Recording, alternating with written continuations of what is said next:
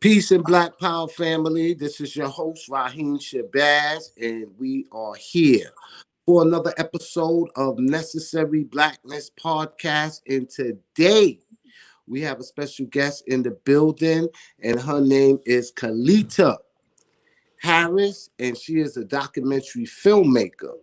Now, Kalita directed her first documentary series entitled No Address, which depict the criminalization of homelessness and how communities across the country can implement proven practical solutions to address this growing epidemic, right? So we're dealing with the COVID-19 epidemic, and there are others that's dealing with homelessness. So they're dealing with two epidemics. In fact, they're dealing with three epidemics because we're not going to forget racism and white supremacy, right? That's at the top of the food chain. So how are you, my dear sister? I am fantastic. How are you? I'm okay. It's always a pleasure when I get individuals on here and we able to converse. But more so than anything, someone that's in the same field and line of work as myself, a documentary filmmaker. Mm-hmm. So that is always a blessing. Now, I want you to tell our Necessary Blackness podcast family about your documentary, No Address. And let me say this, family, this is not just a standalone documentary. This is a 3-part documentary series. You have 1, 2, and 3. So I'm going to let the sister explain it all to y'all.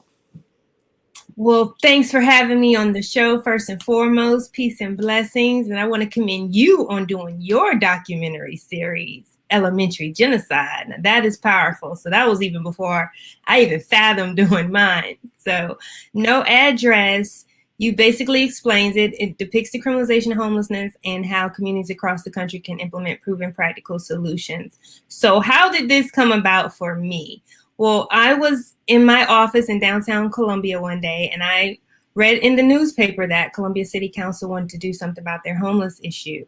And they had 3 options. And one was to leave town or go to this shelter or encampment on the outskirts of town, or be subject to jail if you're caught on the streets.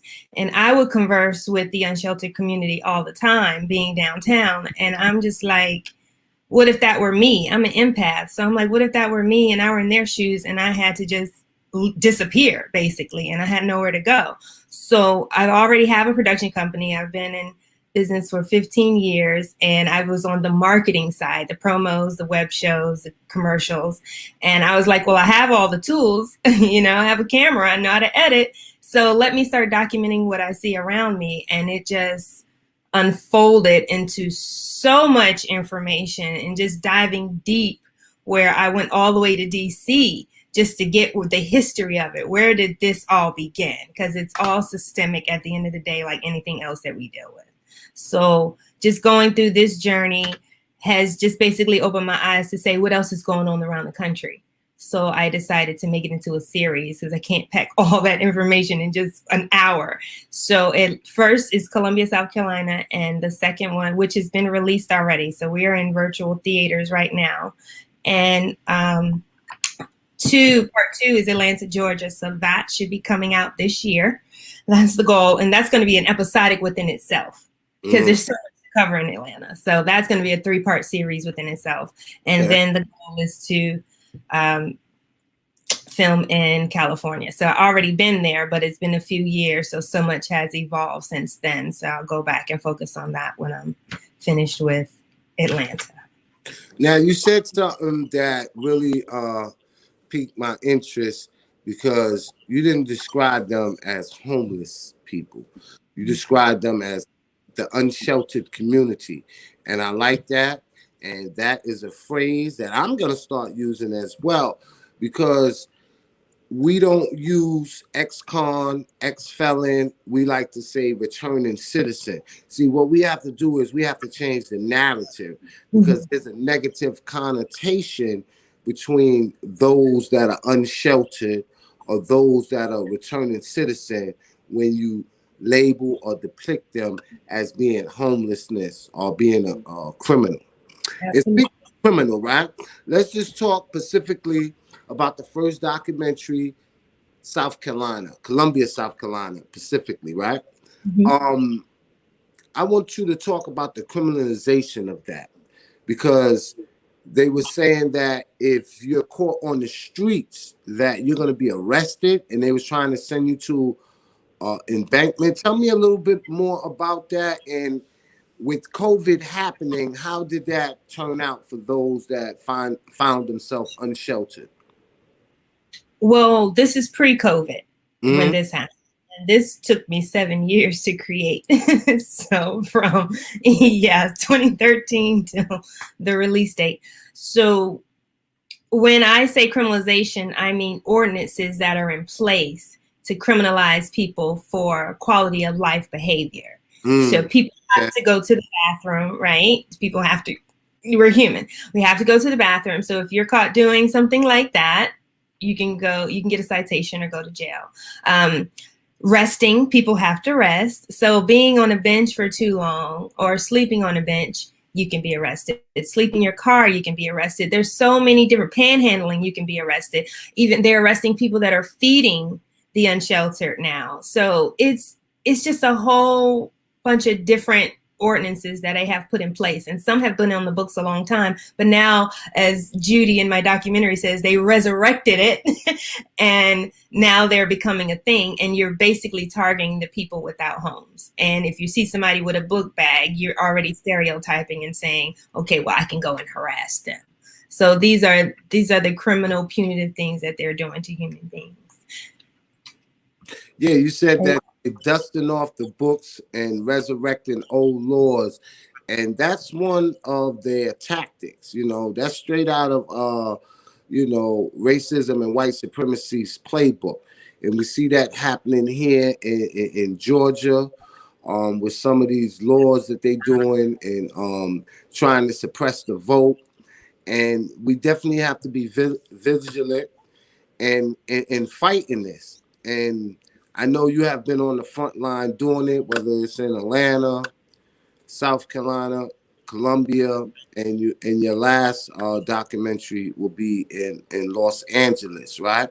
So when you went and you traveled, what was the common theme between all three locations? Lack of affordable housing. Lack of affordable housing. Mm-hmm. That's the main thing.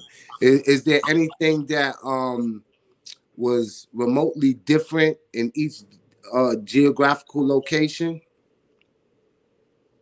Meaning, Meaning, like, you know, I know here in Atlanta, they do try to provide shelter.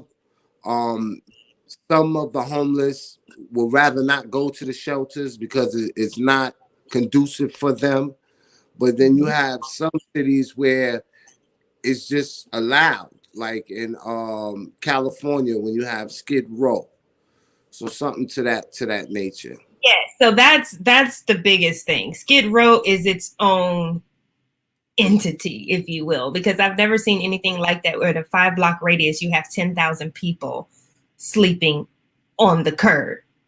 And then you have business as usual and people are walking over people like they're invisible. Like it was hell on earth. I've never seen anything like that in my life. And for people to allow that, and you're 8 miles from Beverly Hills, just the dichotomy of what is, this is America.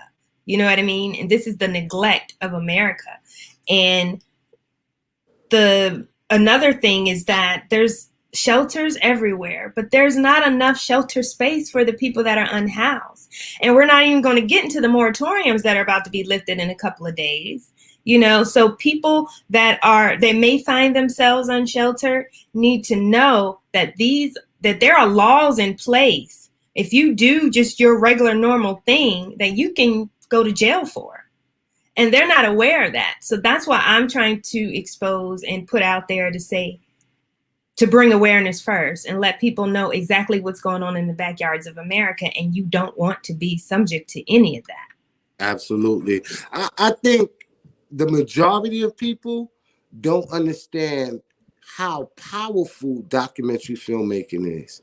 Right. You know, when they did the Surviving R. Kelly, right after that, he was indicted, went to jail. Mm-hmm. Um, they did something, I think it was on Epstein. You know, documentaries has a way of exposing and bringing awareness, and when the public put pressure, it does bring about change. We've seen that with the Central Park Five with their documentary.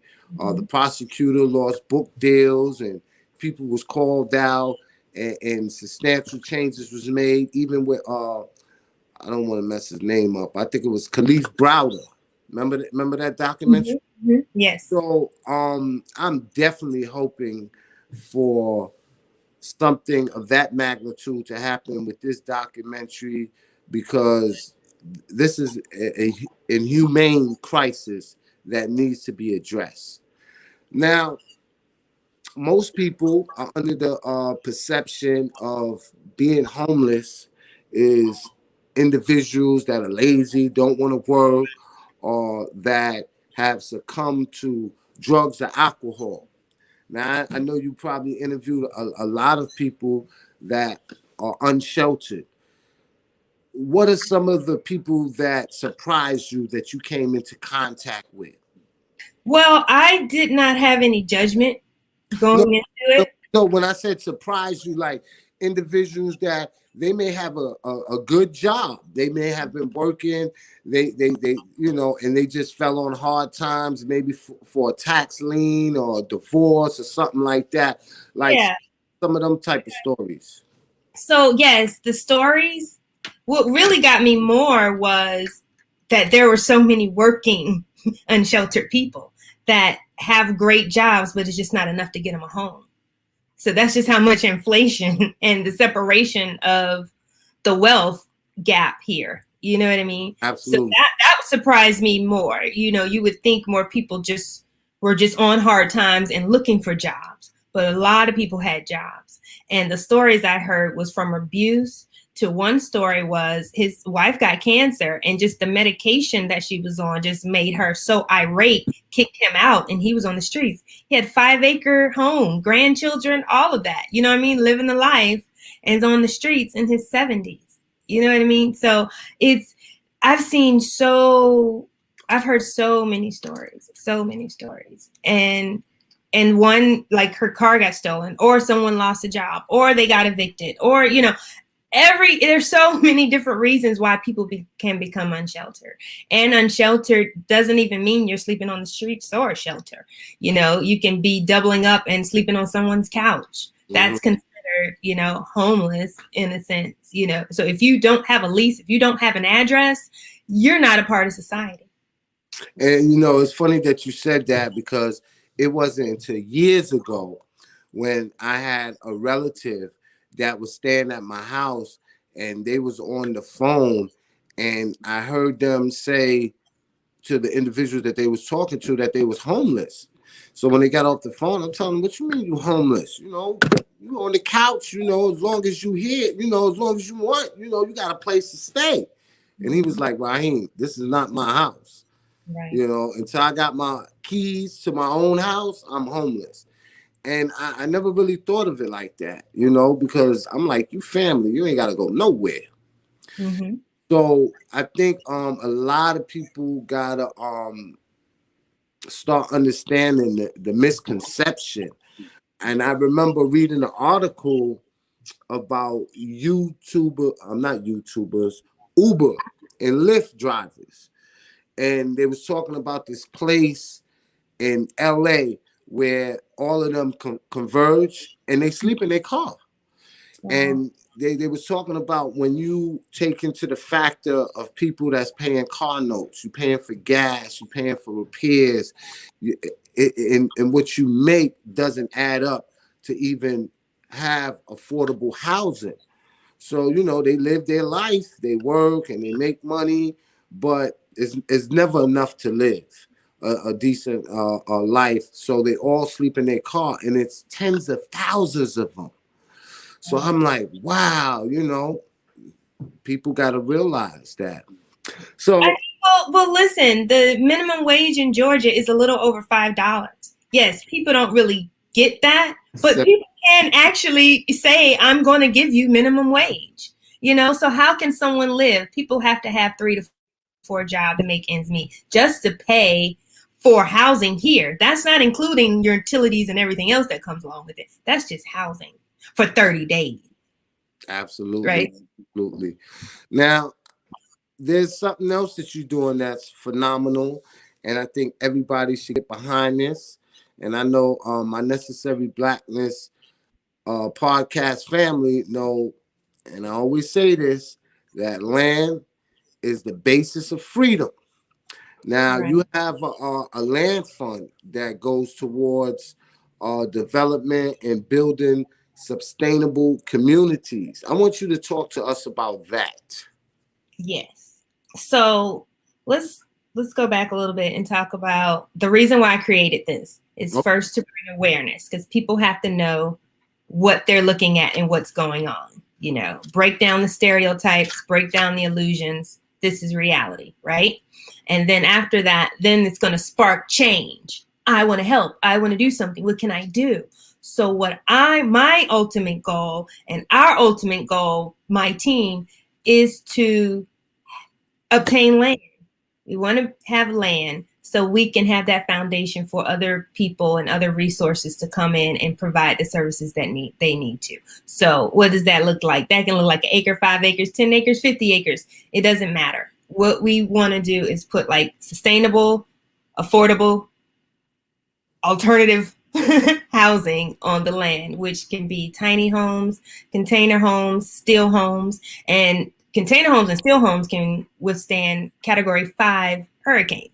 So they're very sustainable, and then we want to have the wraparound services there, all of that, and plus organic farming, because I'm a farmer and I want people to understand what that means from food to table and how that changed mind, body, and spirit. And then we're going to create entrepreneurs. So you don't have to worry about getting a job. You can become an entrepreneur through agriculture. And it's very, very, very wealthy business that you can pass on generationally as well. So a lot of the people that I know that are boots on the ground or have nonprofits, they are begging at the table of the corporations to be included. Let's collaborate and put our services together, but no one's contacting them. So I want to be able to say, we have land for you, and you can put all of your services there, from mental health to wellness to nutrition, whatever, to job placements, to skill sets, all of that. And the model has been done in other states. It's been done. It's just let us bring it here and start in the South. I want to start South Carolina first, Georgia,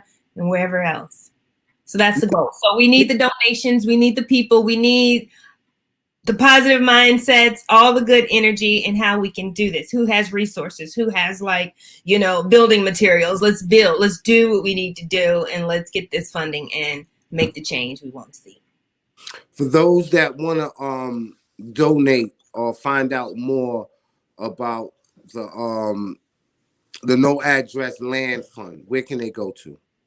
Yes, they can go to noaddressdocumentary.com. All the resources are on there. So you can watch a documentary, you can choose a theater and support the theaters. And what's so beautiful about these virtual theaters is that they are donating part of their proceeds, because we're doing a 50-50 split. So they're donating part of their proceeds to advocacy groups and nonprofits that deal with the unsheltered. So that just melted my heart. Like, we're reaching other people. They're doing their part. Like, each one reach one, teach one, right?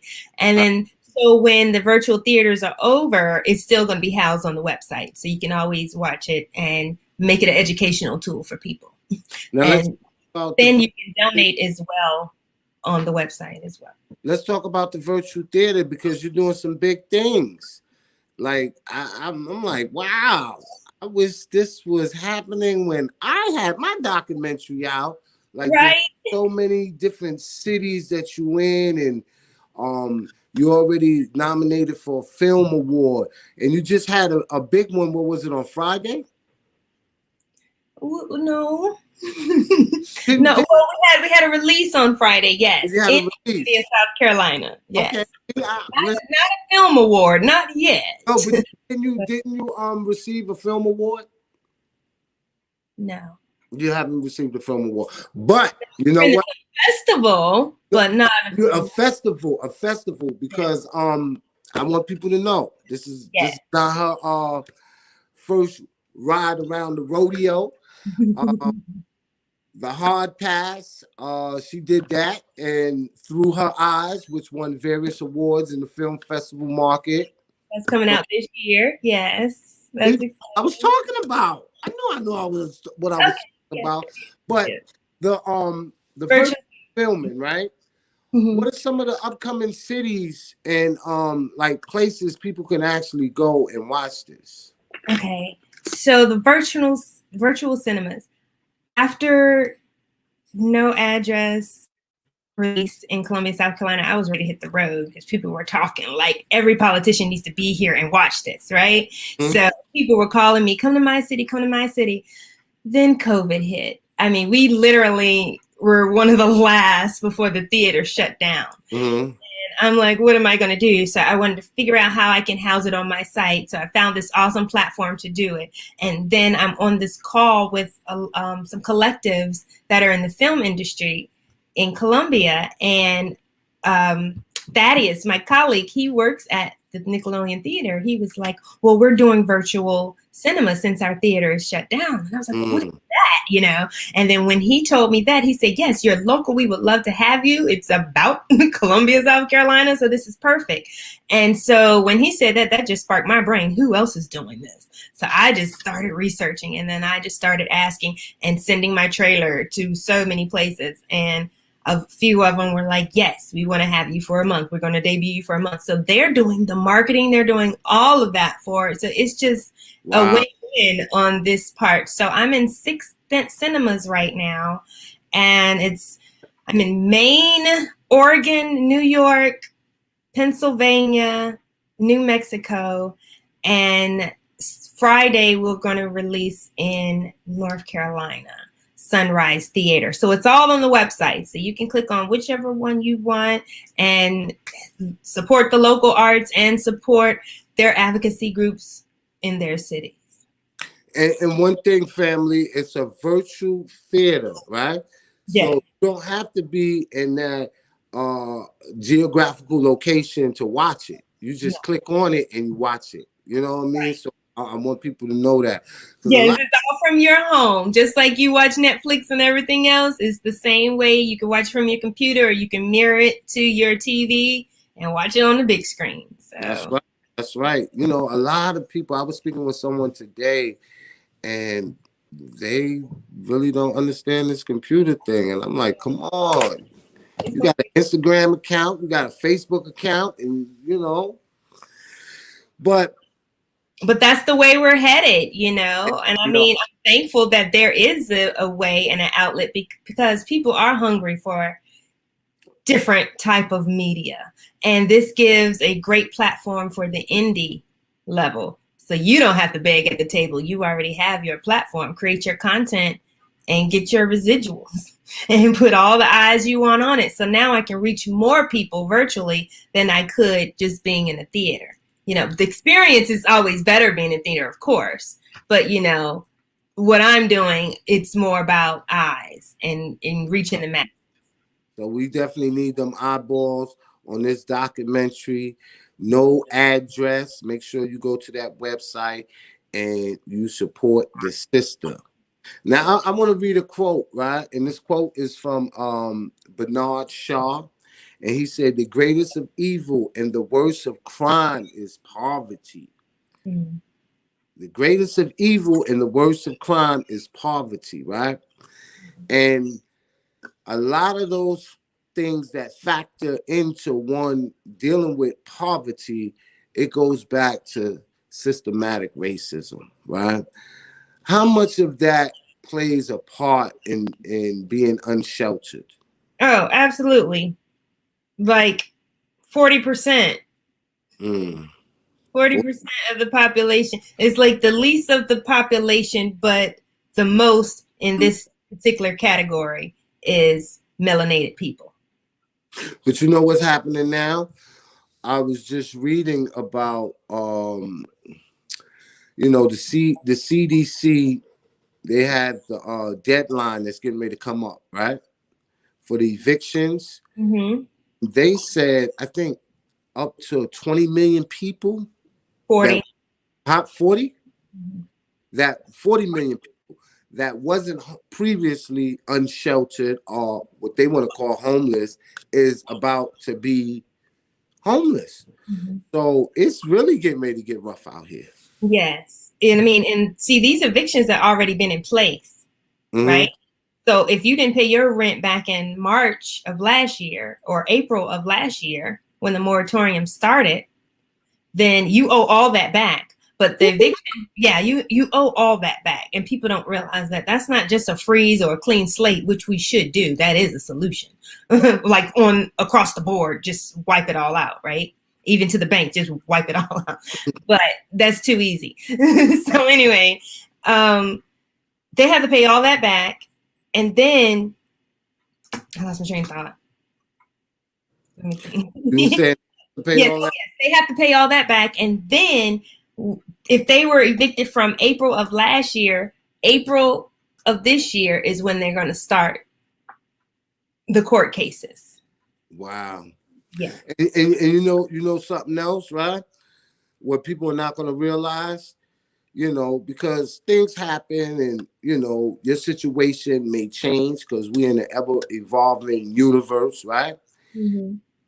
Say if you do get a job and you no longer, and you're ready to get an apartment, it's going to be harder for you because now you have that eviction on your credit report.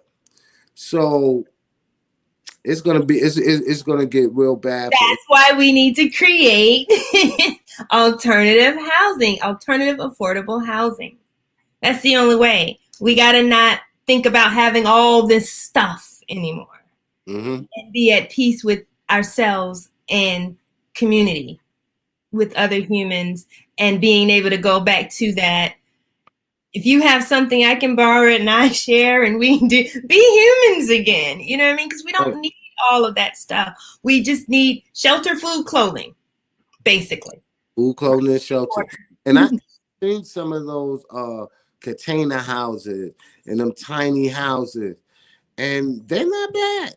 Oh, they're nice. You can make them as luxurious as you want. Yeah, not bad. You can definitely hook it up, and it's sustainable.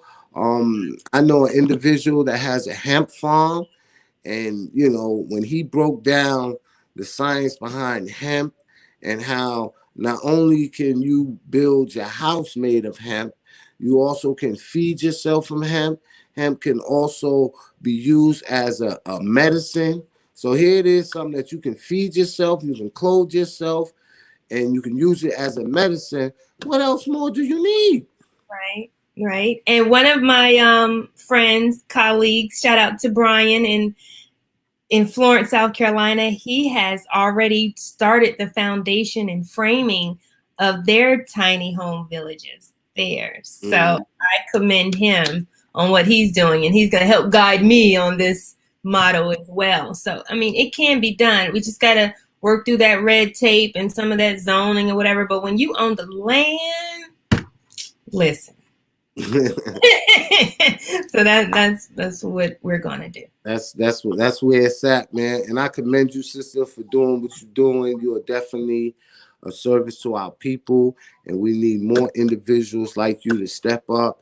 And I know there's a lot of people that maybe feel like they don't have the skill sets to be in a leadership position or to take charge, and that's okay. There's other things that you can do to help. You can donate. You can share this podcast. You can discuss this with your families and friends and enlighten them to the stigma that's placed on those that are unsheltered.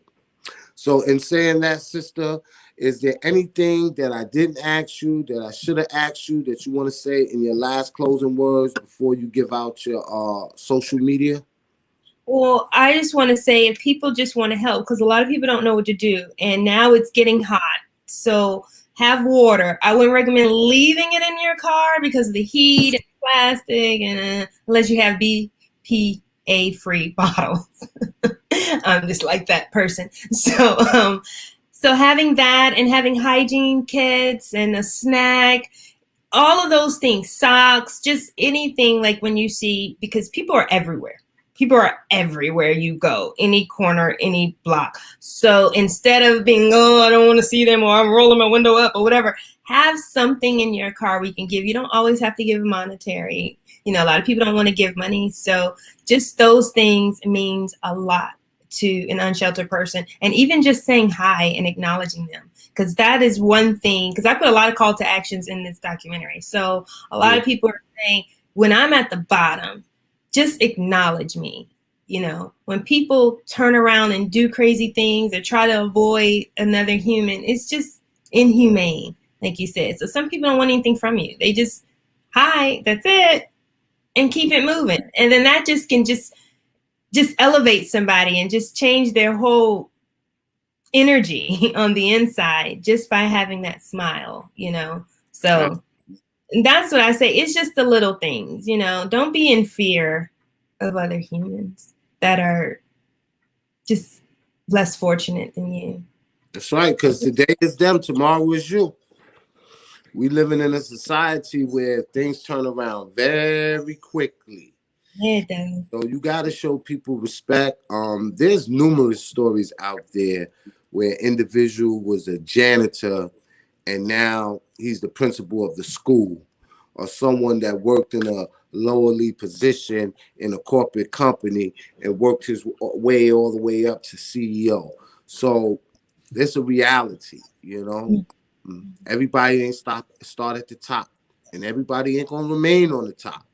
So you have to show compassion to those that are less fortunate. And I try to do my part. And you know what? If everyone just did a little bit, we'll be in so much a better position than we are now. Nobody asking you to carry the burden, but just if you did something once a week, once a month, everything makes a difference. So I just want to say that to the family. So give them your social media. Social media, Instagram is No Address Doc. Facebook is No Address Docu-Series. And YouTube is No Address Podcast. So you got to check out our podcast too. Yeah, tell us about your podcast. Yes, I have like 15 episodes. I'm so busy. I'm a little busy. But I try to keep it up to date. But yeah, the podcast started in the extension to the documentary. So the things that I could not capture or I wanted out immediately, I created the podcast. So it's a lot. We talk from the prison pipeline to the criminalization of homelessness and how that is correlated. Then we talk about grassroots versus corporations. Then we talk about gentrification and housing. Like there's so many topics on there. So I suggest you check it out on YouTube or our website as well, noaddressdocumentary.com. Yeah, I definitely gotta go back and check out some of them archives because that one that you said about corporate activism or something? The pipelines at the prison? No, you said something about corporate. Oh, grassroots organizations versus corporate organizations. Yeah, grassroots organization versus corporate organization. Some people are under the misnomer that corporate sponsorship is going to lead us to our liberation and freedom. Never have, never will be. You have to follow the money. Yeah, and those who control the money purse controls the leadership and the movement. Exactly. Got to make a distinction. But listen, I definitely enjoyed this podcast. Likewise. We got to do this again. And everybody. When Atlanta drops, we'll do it again. Huh? When Atlanta drops, we'll do it again. Yes. All right, absolutely. And I travel too, so I'll come up to South Carolina when y'all do something up there as well. Okay, sounds good. Right. So peace and blessings back, family. This is it for me, Raheem Shabazz, and make sure you check out my guest and check out her documentary. And we're gonna drop some change on you too. We're gonna make a slight donation on behalf of the Necessary Blackness podcast family. Like, look, listen, I ain't telling nobody to do anything that I won't do. So I'm gonna put my money where my mouth is. All right? Peace. I You can appreciate expect that today sometime. Salute. We out of here, family. Peace and love, everyone.